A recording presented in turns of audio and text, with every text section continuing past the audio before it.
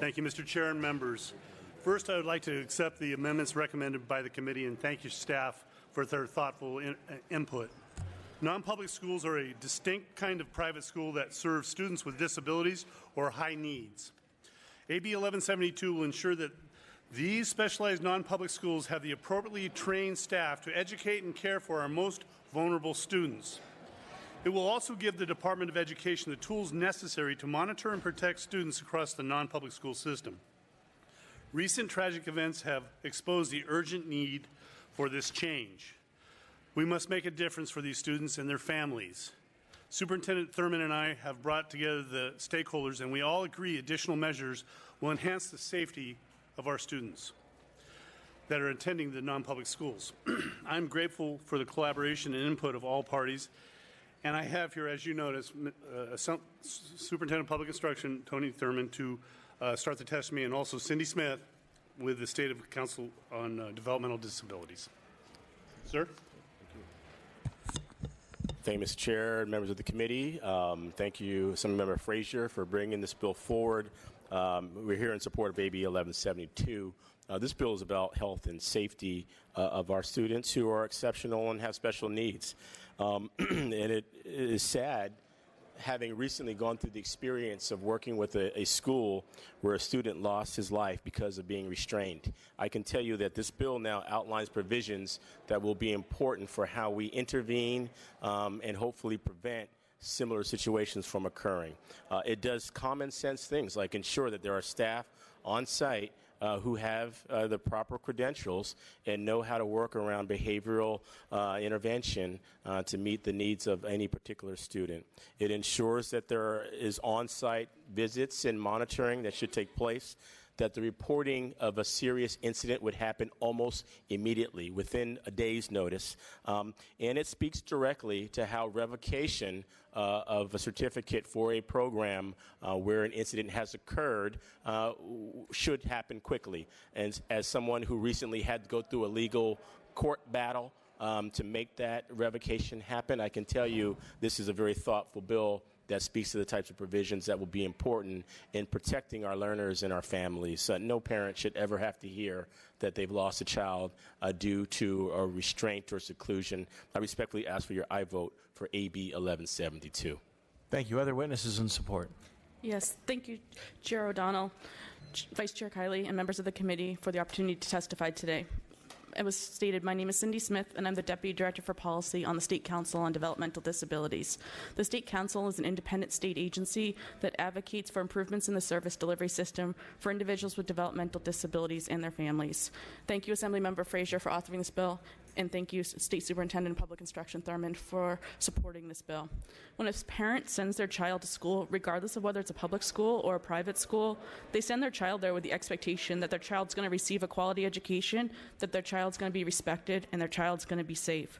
We need to learn from the tragedy last year that led to the death of a student and put in place now the needed improvements for oversight for all schools to ensure every student is safe. AB 1172 provides important additions and clarifications regarding the responsibilities of local education agencies and the California Department of Education that parents desperately need. When they place students with disabilities in non-public schools, these students are serving some of the students with the most significant needs. In particular, the Council is especially pleased that the bill requires schools who serve students with significant behavior challenges have staff on expertise to implement positive behavior interventions and supports for students, because we know that behavior is a form of communication, especially for students who are nonverbal. We're also pleased to see that the bill will now have a training component that will be added for all staff so they have better skills and tools available to know how to interact with students with disabilities, and that school administrators will also be required to have the proper credentials for their positions. Thank you for the opportunity to testify today, and I'm happy to answer any questions. Thank you. Others in support? Hi, good afternoon. Jimmy Fremgen, Disability Rights California. We're aware of recent amendments, and we're taking a look at them, but we're still in support at the moment. Good afternoon. Lee Angela Reed on behalf of the California Association of Private Special Education Schools. We are in support, and we very much appreciate the committee's amendments.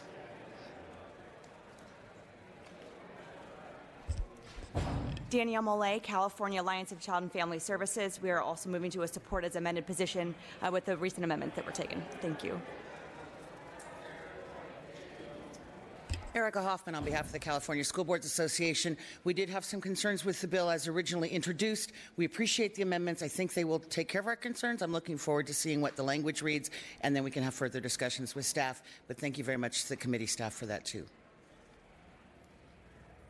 Thank you. Seeing no others in support, any opposition? Seeing no opposition, any comments from any of the committee members? Ms. Smith?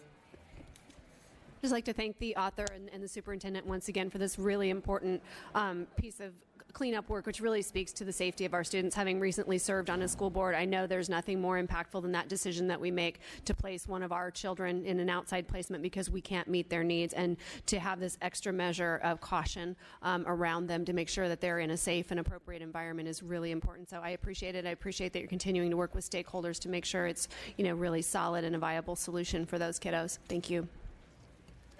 Seeing no other comments from any of the committee members, the motion is due pass as amended to appropriations.